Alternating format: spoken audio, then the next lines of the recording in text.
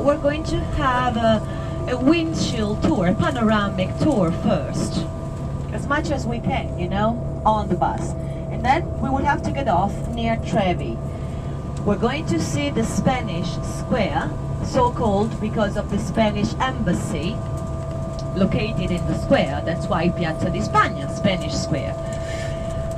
Then we're going to see one of the most beautiful fountain of Rome, Trevi Fountain, on the sidewalk.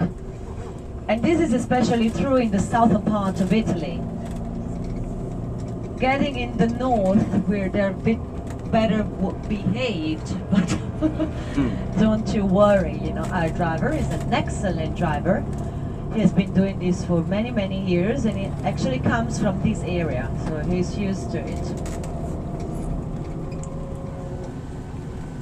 We have police, but sometimes they close one eye, sometimes they close both eyes. She said the signs and the traffic lights are just suggestions in Rome and southern Italy. On your left you see the Carabinieri's car. Can you see it in blue with the red stripes? Did you see it? So Carabinieri is the military police of Italy. And then we have the Polizia, which they have a light blue color code. Just because one reads and one writes. That's why the policemen travel in twos in Italy.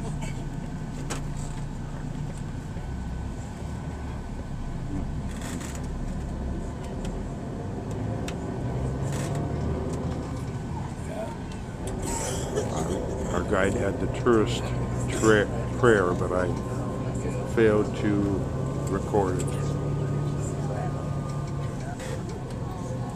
May I ask you, ladies and gentlemen, where did you go first? Where did you go? To France? From Miami. Yeah, I know it's a transatlantic cruise, so you came from Miami to Barcelona, Madeira, and Barcelona. Wow. Avignon. So you go Spain, France, and Italy. Wow. And Portugal. And did you enjoy the tours in the other countries? Yes? Very nice. And what's your favorite so far? Barcelona? It's hard to say, they're all different for different reasons, huh? We're on one of the 6 major roads built by the Romans 2,000 years ago, and they're You know, all ladies and still in use gentlemen, Rome today. is a very ancient city. So in most places, especially in the historical center, the road is not actually paved, but there are like it's cobblestones. So please, you watch your feet, because there are some like uneven surfaces, and also sometimes up and down. At the end of April, This is the huge dome, St. Peter's Dome. we had the canonization of 2 popes. Polizia Municipale on the right are a different kind of police, and they are the local, the city police. They are in charge of traffic. Very relaxed.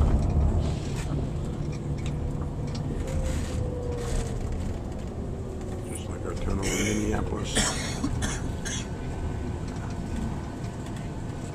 Trying to get by when the big tall buildings are outside and still have the traffic keep moving. One of the largest rivers of Italy, the Tiber River, the Tevere River. On your left-hand side is St. Angel Castle, which was built by Emperor Adrian in 79 AD Wow, as his own residence. 2,000 years It was ago. used then as a mausoleum. Now it's just a museum open to the public.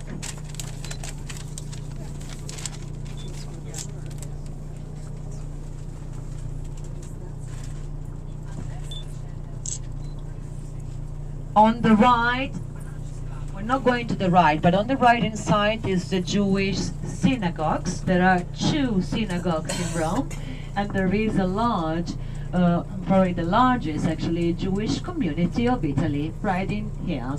And also close to the synagogue, you can find, you know, kosher restaurant like me.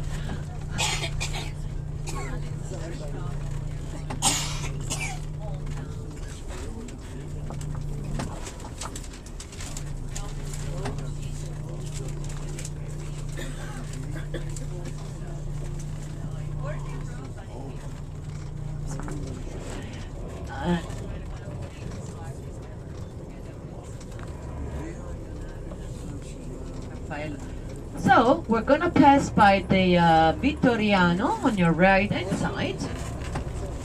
The monument was dedicated to King Victor Emmanuel II for the unification of Italy in 1861.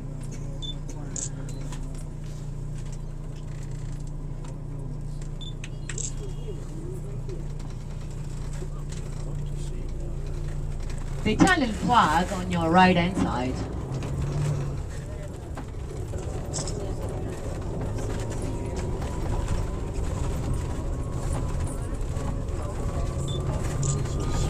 Largest museum in Europe. And on your right, on your left is the Roman forums. You can start to see the Roman forums from here. It's very impressive, yeah, I know. You see the gladiators on the right?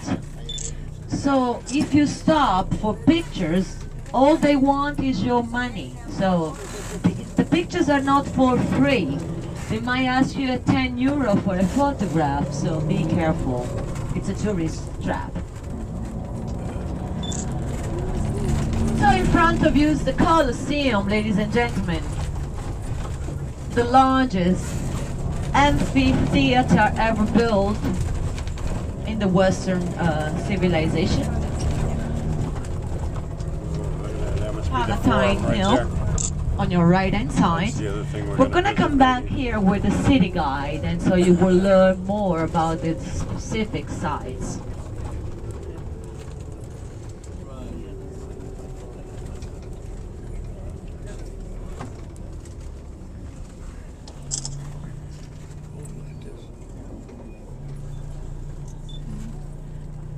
Over 2,000 years ago, on your right was the center of the city's activities, the Forum.